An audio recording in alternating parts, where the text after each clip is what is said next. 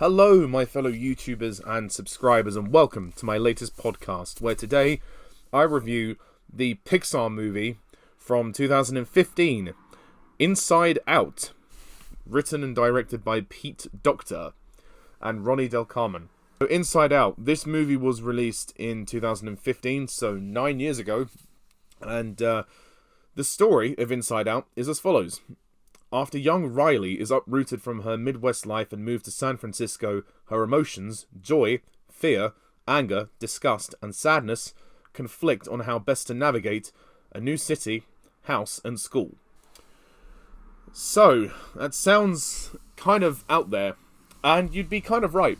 Inside Out was a very interesting film when it first came out, because when it was marketed, I don't think anybody really had a clue what it was about.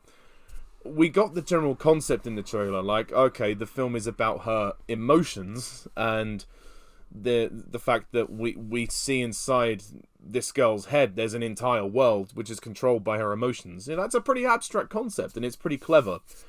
And of course, Pixar are known for messing with our emotions so much in their previous movies, but this time they've literally broken the fourth wall and they're like, right, we're going to have emotions as characters. They gave emotions. That's some kind of Inception level shit right there. So, Inside Out, I had no expectations really for this movie when it first came out. When I went to see it the first time with two of my friends, I went to see it kind of blindly. I mean, I'd always been a Pixar fan. Loved the Pixar movies for the most part. And for the last few years before this movie, the Pixar films are kind of dipped a bit, what with Cars 2, Brave, I wasn't huge on Brave, Monsters University. So there were 3 movies before this that weren't the best quality. But I'm delighted to say that this film is an absolute masterpiece. I mean, even to this day, 9 years later, I am absolutely blown away by how unspeakably good and unspeakably detailed this film is. The depth and the detail is amazing. This film is absolutely beautiful, and it is one of my favourite films. The whole concept is so imaginative. The imagination of this film is perfect. I can't begin to even comprehend how they came up with this. This is so clever, wonderfully clever, inventive concept. The whole detail behind the world building that you get in the first 10 minutes of the film is so good. I mean, the way they just go into it and say, this is her, islands of personality, this is the world inside her head, we control Riley, we just want her to be happy, and yada yada, like with all the emotions. I'm not articulating it very well, but you get the point. It's the way the film is structured is perfect, and the way that it tackles such mature and interesting themes, it's just brilliant.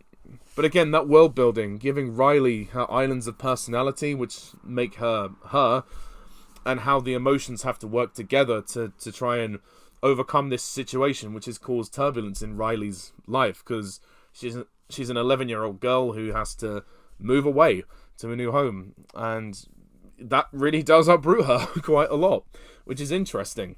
And again, this film is going to be used for many years as a case study on mental health, because Inside Out, it's a beautiful film, and it tells a very clever, creative story about mental health. Kids won't probably get the story until they're older, but I think that's beautiful.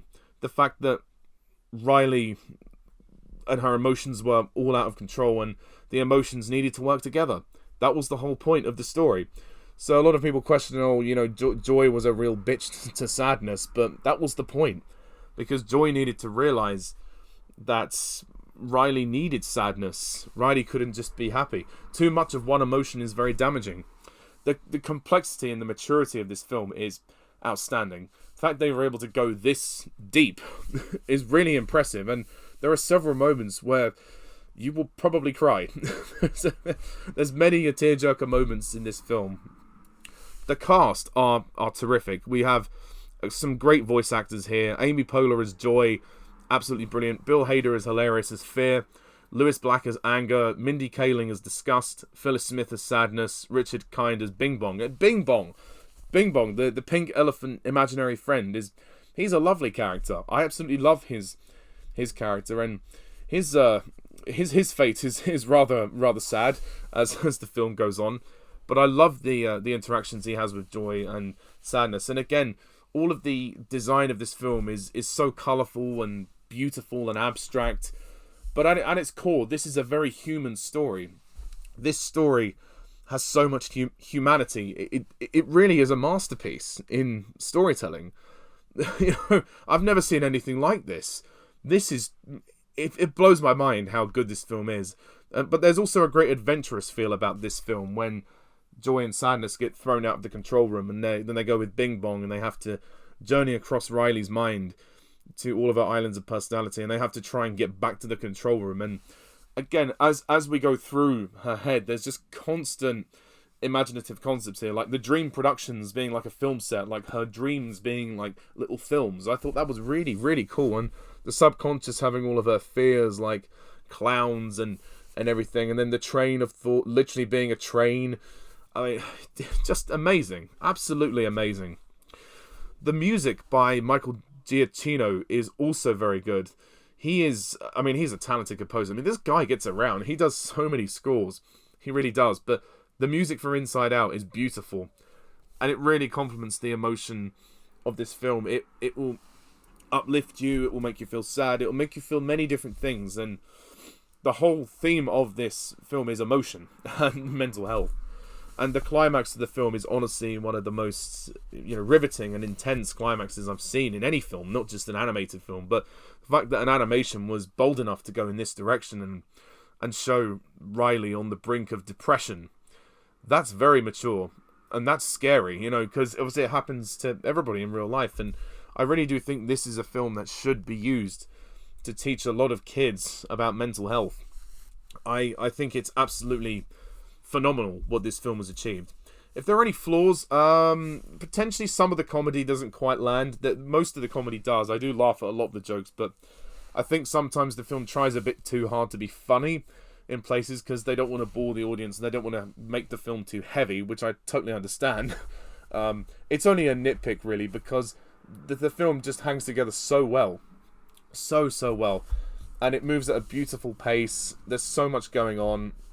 And just seeing what this little girl is going through, this 11-year-old girl who's, got no friends anymore. She's struggling to sort of fit in anywhere. She's losing her skills to play hockey. She's losing a connection with her parents. She's making rash decisions and she's not thinking. She's trying to run away. It really is a perfect depiction of somebody going through a breakdown. And it's tragic. And if you notice across the movie, Riley's clothes, they start out more colourful and they go a little bit more darker as the film goes on. She dresses in slightly less bright colours, and the film itself becomes a little bit more desaturated. So on a compositional level, they've really thought about this. This is an intelligent piece of writing. It's one of the most beautifully written animated films I've ever seen. And all the emotions are great characters as well. Like the way they interact is both funny and also entertaining, and the way that Joy has to let go of the reins as such, because she is the one in charge. It's really much about her realizing how important sadness is, because in the beginning, sadness and joy, they don't really get on very well because sadness is being pushed to one side and is seen as negative. But I love that moment when Joy realizes that Riley's friends came to help her because of sadness. There's that moment of like, oh, this is what it's all about.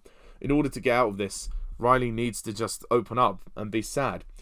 The storytelling, I can't praise it enough. It's beautiful.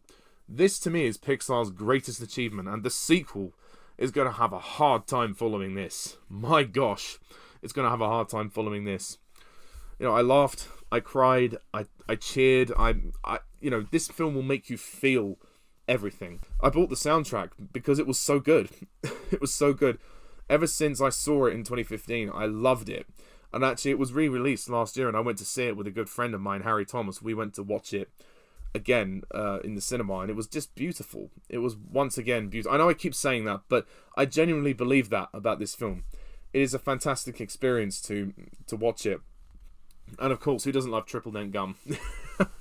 That's a great little joke that is carried on. And the dinner scene is also very funny. That was the only trailer of this film that I had seen up to that point. And also in the credits there are some kind of bloopers, I guess you could say. So do watch those if you haven't seen it. But if you haven't seen Inside Out, you are missing out, because it really is something special. And if you are going through a rough time, if your mental health has deteriorated, and believe me, mine has at times, this film will remind you that, the message behind it is that it's okay to be sad. It's okay to feel like you're not coping. You just need to tell someone. You can't bottle up emotions. And that's the whole point of this film. And I think it's a masterpiece because of that. So without further ado, I'm going to rate Inside Out an easy 10 out of 10.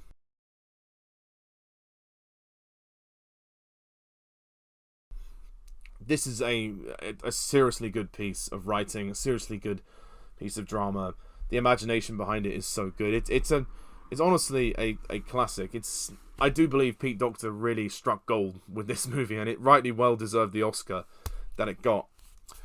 So that's my thoughts on Inside Out. What do you think of this film? Please comment down below, let me know, and stay tuned next time when I review Inside Out 2, the sequel. So until then, see ya.